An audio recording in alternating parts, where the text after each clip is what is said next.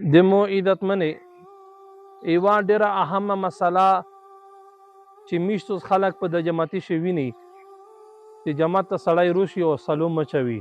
ځنه کسان په تلاوت لګیا وي یا په لمونځه لګیا وي یا په ذکر لګیا وي یا په الله الله الله ذکر کو پابند وخته وي او کاس روشي او تیزه باندې په زیټه باندې سلام اچوي. دا سلام اچول دا څرنګه دي امیج د شریعت اسلامي نقطه نظر سره څرنګه دي؟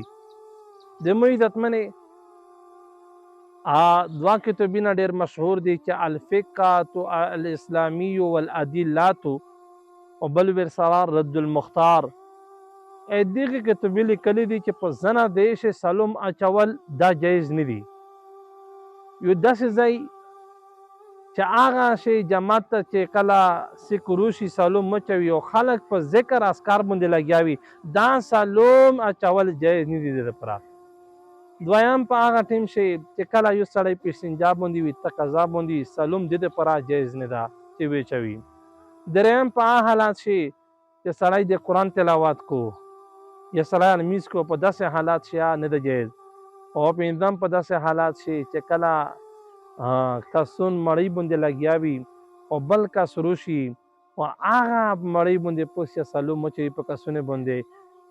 کتابې لیکلي دا مره پرې کچېرې وژی وي او کښېنستلې نیت یې وي چې دی ورکښېنه او د کسونه متر فکر شي نو خیر ده په داسې ټیم چې سلام مچوي دا د لپاره جایز دي او نو داسې هغسې سلام سړی نشي اچوی. یا چېرته یو عالم ده قرآن تلاوت کو یا د فقه قرآن او د حدیث درس تدریس کو یا مطالعه کو په هغه ټیم دا سلام اچول جایز نه دي. دا د کتابې لیکلي دي. د نه علاوه د موعظت منې بالکل په جماعت شي چې خلک دغسې نوس وي په ذکر اذکار شي مصروف نه وي په باندې لګیا نه وي او قرآن په تلاوت نه وي لګیا په لمونځه نه وي لګیا په ذکر الله الله ویلو باندې په باندې نه وي لګیا بالکل سلام اچوای شي. جواب ورکول یې د حق ته جواب ورکوي دا په انسان واجب دي.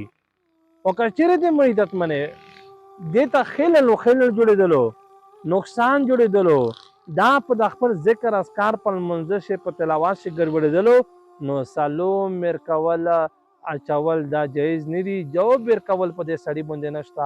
دا میش فقه دا میش کتابې دا رد المختار د کتابې لیکلي دي.